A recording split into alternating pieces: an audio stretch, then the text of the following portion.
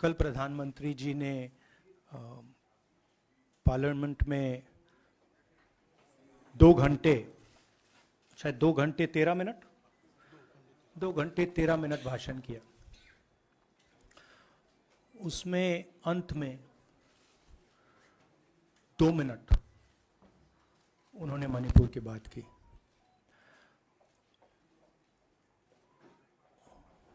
मणिपुर में महीनों से आग लगी हुई है, लोग मारे जा रहे हैं, बलात्कार हो रहा है, बच्चों को मारा जा रहा है। और अगर आपने देखा होगा कल, तो प्रधानमंत्री हंस हंस के बोल रहे थे, मुस्कुरा रहे थे, जोक्स क्रैक कर रहे थे, हंस रहे थे। ये उनको शोभा नहीं देता है। हिंदुस्तान का प्रधानमंत्री, अगर इस देश में हिंसा हो रही है, दर्द हो रहा है, हिंदुस्तान के प्रधानमंत्री को 2 घंटे मजाक नहीं उड़ाना चाहिए। विषय कांग्रेस नहीं था, विषय मैं नहीं था, विषय मणिपुर है। मणिपुर में क्या हो रहा है और उसको एकदम क्यों नहीं रोका जा रहा है, ये विषय है। मैं आपको अपना एक्सपीरियंस देता हूं, जो मैंने शायद अभी तक बोला नहीं, शायद पहले बोल देना था। मैं अब तकरीबन 19 साल से राजनीति में हूं और मैं हर स्टेट में गया हूं। बाढ़ आए, तूफान आए, सुनामी आई थी, हिंसा होती है, हम जाते हैं। 19 साल के एक्सपीरियंस में जो मैंने मणिपुर में देखा और सुना, वो मैंने कभी पहले नहीं सुना था। मैंने पार्लियामेंट में बोला कि प्रधानमंत्री जी ने, अमित शाह जी ने भारत माता की हत्या की है, मणिपुर में भारत को खत्म कर दिया है। मैंने ऐसे नहीं बोला था, ये खोखले शब्द नहीं है। मैं आपको समझाता हूं मैंने ये बात बोली क्यों। जब हम मणिपुर पहुंचे, हम लैंड किए, हमें मणिपुर में दौरा करना था। जब हम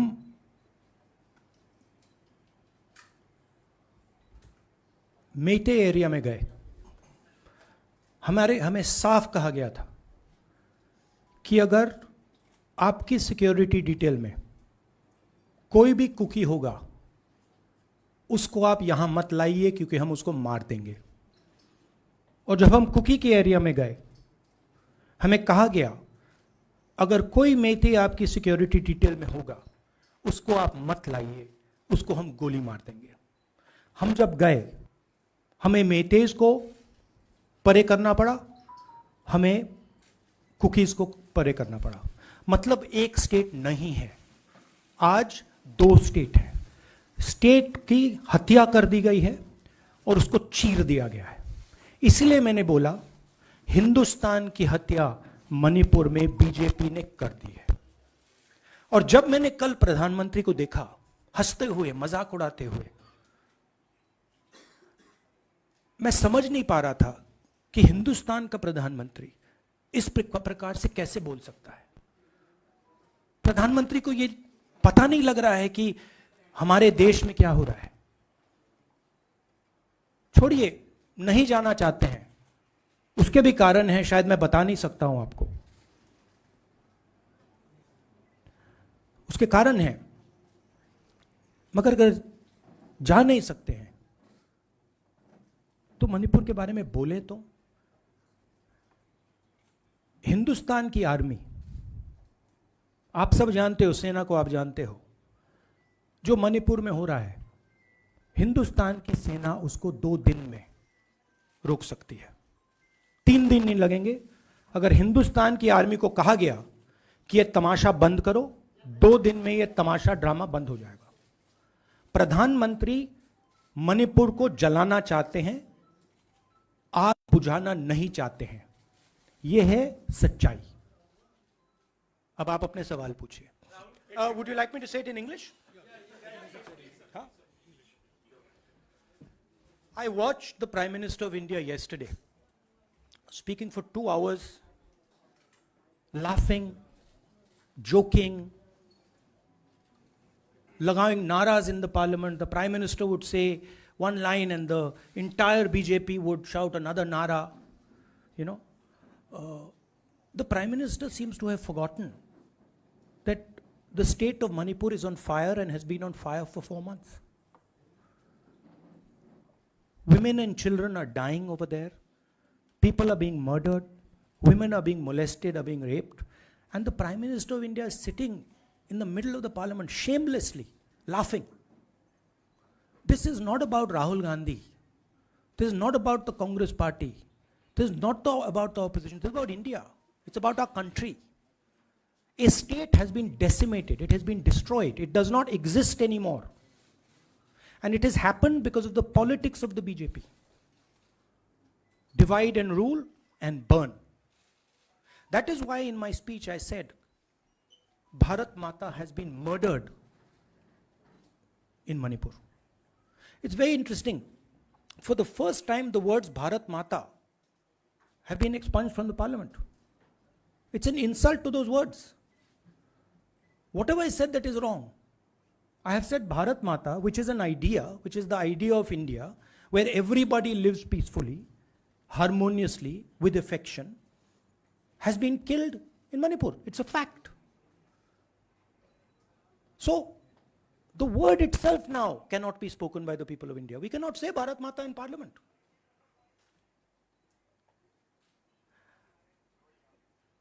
I want to tell you about my own personal experience of Manipur. I've spoken to you about, I spoke in parliament about the women I met, the pain I heard, but I want to tell you why I said India has been murdered in Manipur. And I said it because Manipur no longer exists as a state. A state requires control. A state requires authority.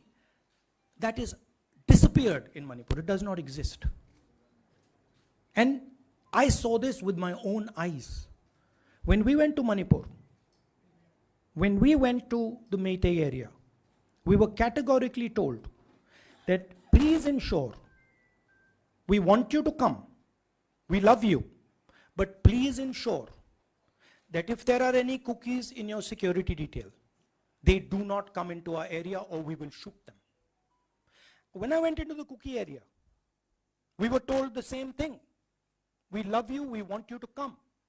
But please make sure, if there are any Meiteis in your security detail, we will shoot them. Do not bring them here.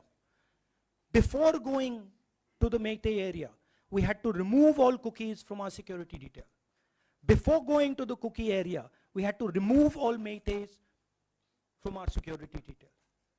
When we went there, the security forces, central security forces, told us we have never seen anything like this. We were told it is completely outside our control. Okay? That is why I said Manipur has been murdered by the BJP and the idea of India has been murdered by the BJP in Manipur. I was not speaking metaphorically. I was speaking literally. Now, the Indian army, it will take the Indian army 2 days to put an end to the nonsense that is going on in Manipur. The Prime Minister refuses to stop the fire. He wants Manipur to burn. He allows Manipur to burn. Because if he did want it to stop, there are tools in the hands of the Indian government that can stop it immediately. I know. I have full faith in our army. I know. And every Indian citizen knows that if the Indian army is told, please put an end to this, it will stop immediately. There are reasons for the PM not being able to go to Manipur. I'm aware of those reasons. I don't want to say them publicly. But there are clear reasons as to why the Prime Minister is not going there. That is why we wanted the Prime Minister to speak in Parliament. That is why we wanted Manipur to be on the agenda in Parliament. And what did the Prime Minister do? He ridiculed the state. He ridiculed the women of the state. He laughed at the women of the state. That's the truth. Now please ask your questions. Sanjeev mike देना यार. Finally, I just want to say one thing again in English. See, the Prime Minister, when he becomes Prime Minister, he ceases to be a politician. He becomes the representative of the voice of this country. The politics should be put aside. And the Prime Minister should speak not as a petty politician, as the leader of a political party, but the Prime Minister should speak with the weight of the Indian people behind him. And it's tragic to watch Mr. Narendra Modi. It's sad, because the Prime Minister does not understand what he actually is. He is our representative. He's my representative. He's all our representative. And watching the Prime Minister spend 2 hours talking about the Congress, talking about the opposition, making ridiculous remarks about the name, this really does not do justice to an Indian Prime Minister. I've seen Prime Ministers from the Congress party, I've seen Prime Ministers from the BJP, I've seen Mr. Vajpayee, I've seen Mr. Dev Gowda. None of them have ever done this. There's a complete misunderstanding in the mind of Narendra Modi ji about what the Prime Minister of India is. Rahul ji, you wanted the Prime Minister to speak in Parliament, and now that he's spoken, and you've said that he wants Manipur to continue to burn. So what is the Congress Party's next step to retrieve Manipur and save it?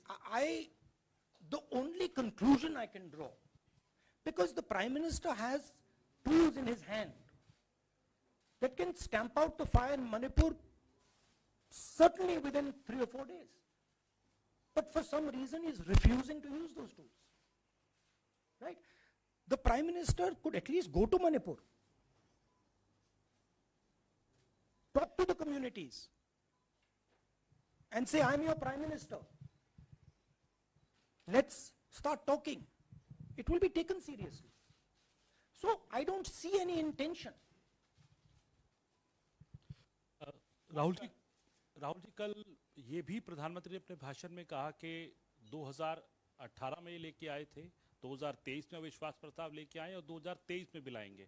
तो एक तरीके से उन्होंने साफ तौर पर ये कह दिया कि मैं तो हमारी सरकार अगली बार भी बन रही है. एक पॉलिटिकल बात भी उन्होंने कही. तो आप उनके पूरे भाषण को आप ये कह रहे हैं कि वो पॉलिटिकल भाषण ज़्यादा था, मणिपुर पे बात बहुत कम थी. तो इसको कैसे देखते हैं? नहीं, भाषण हिंदुस्तान के बारे में नहीं था, भाषण नरेंद्र मोदी जी के बारे में था. वो अपनी राय, अपनी राजनीति, अपने एम्बिशंस वो आपको दे रहे थे. सवाल ये नहीं है कि नरेंद्र मोदी जी 24 में प्रधानमंत्री बनेंगे या नहीं.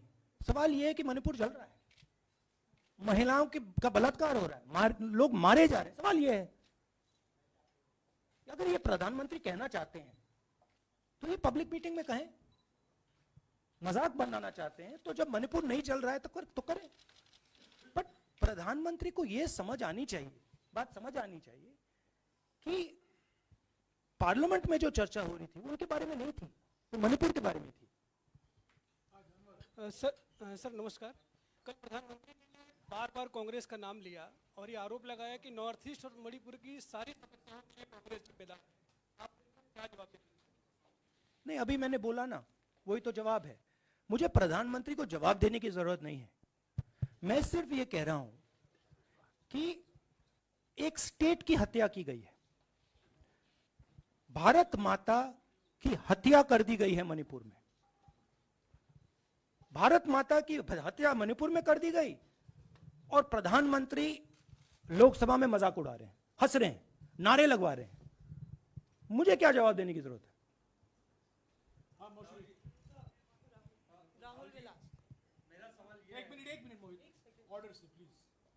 Mr. Gandhi, you waxed eloquent.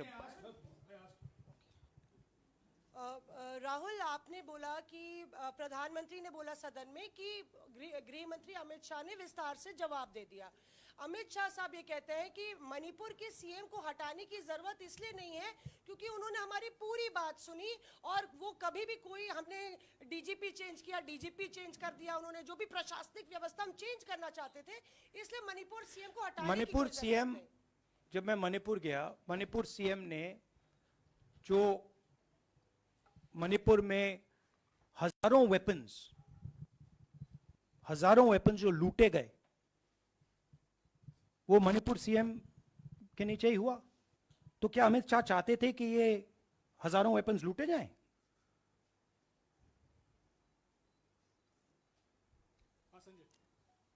Rahul ji, जो हिंसा चल रही है, क्या अमित शाह चाहते हैं कि हिंसा चलती जाए? चीफ मिनिस्टर उसको रोक नहीं पा रहा है। अमित शाह जी कह रहे हैं कि भैया वो हमारी बात मान रहा है, तो क्या आप चाहते हैं कि मणिपुर चलता जाए? राहुल जी, एक संसद में एक नया ट्रेंड दिखाई दे रहा है कि कई सेशन से अपोजिशन के एमपीज या तो सस्पेंड हो रहे हैं या डिस्क्वालीफाई हो रहे हैं, या एक सेशन से ज़्यादा ये अपोजिशन के एमपीज का जो प्रिविलेज मोशन या प्रिविलेज रूल्स के तहत जो डिस्क्वालिफिकेशन हो रहा है या सस्पेंशन हो रहा है, इसका जो ट्रेंड बढ़ रहा है, इसको आप लोग कैसे एड्रेस करेंगे? आप देखिए, एमपीज को निकालें, वापस डालें, हमारा काम बदलता नहीं है। हमारा लक्ष्य जो मणिपुर में हो रहा है उसको रुकवाने का है। जो भी औजार हमारे हाथों में है, उस हिंसा को रुकवाने के लिए उनका हम प्रयोग कर रहे हैं और करेंगे।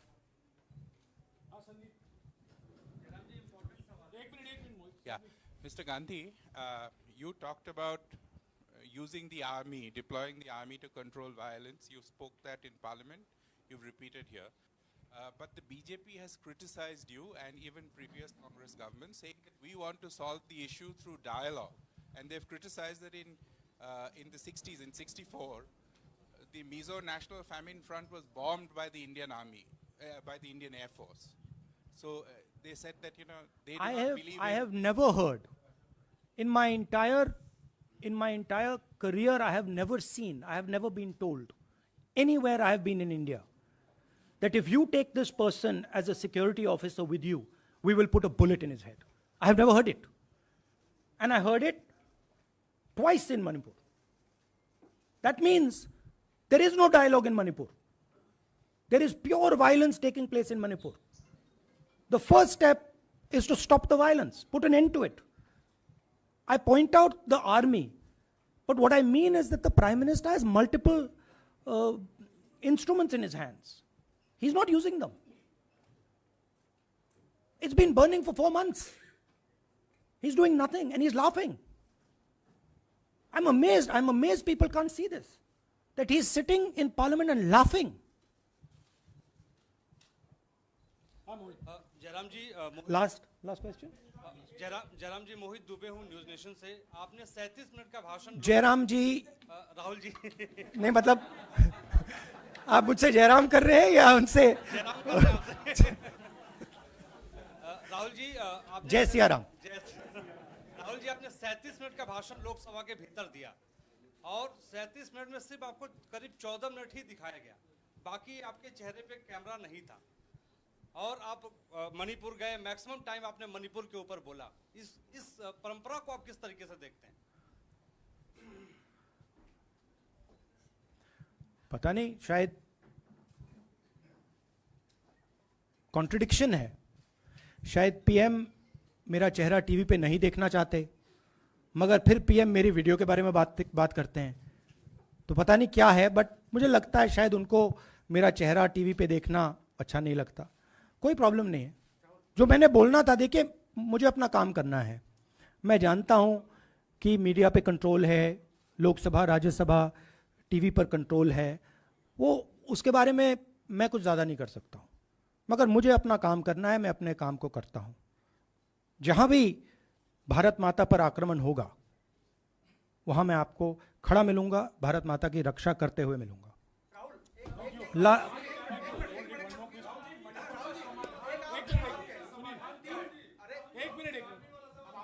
हाँ, Okay, last question, brother.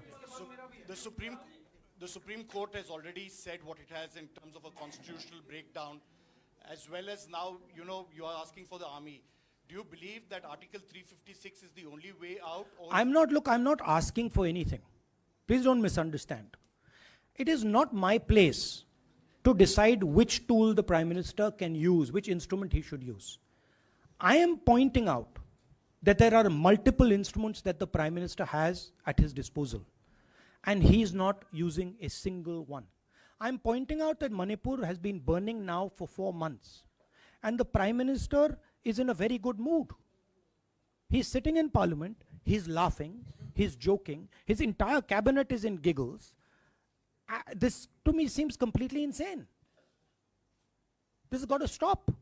India is burning in Manipur. The idea of India has been destroyed in Manipur. Let's rebuild it quickly. Thank you.